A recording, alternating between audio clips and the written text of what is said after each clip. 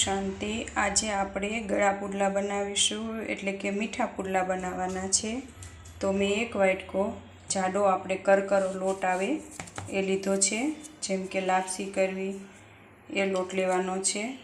જાડો પણ નહીં, ઝીણો પણ નહીં, એવો લોટ લેવાનો છે। અને મેં ગોળનું પાણી લીધું છે એક વાટકો, જેટલું જરૂર પડે એટલું પાણી આપણે એમાં એડ કરીશું અને એને મિશ્રણ તૈયાર કરવાનું છે।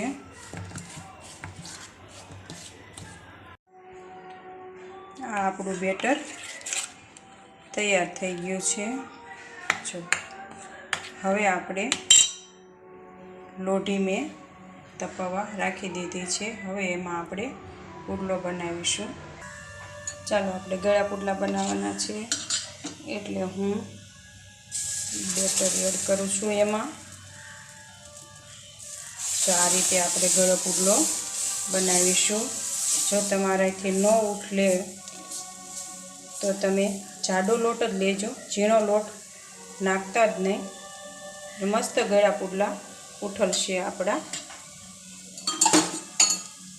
અમારા ઘરે ભગત દાદાને બહુ ગળા પુડલા ભાવે છે, તો મેં કીધું લાયા છે હું ગળા પુડલા બનાવું। જો આ ગળા પુડલા હંમેશા ગૌઢાને બધાને ગળા પુડલા ભાવતા જ હોય છે। આ રીતે થોડીક વાર હાવ ચડી જાય પછી તેને પલટાવવાનો છે, નહીતર પછી તમારે ભાંગી જાય આ પુડલો।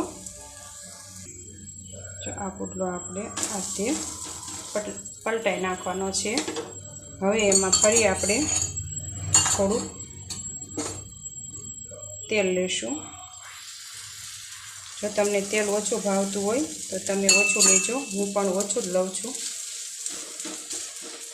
આ રીતે આપણે ગળા પુડલા બનાવવાના છે।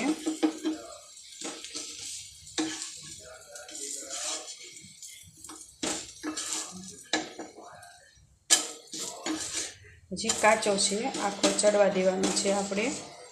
આ રીતે આપણો ગળો પુડલો ચડી ગયો છે, જો કમ્પ્લીટ।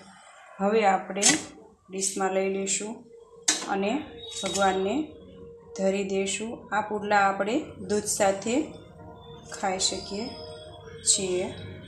ઓમ શાંતિ।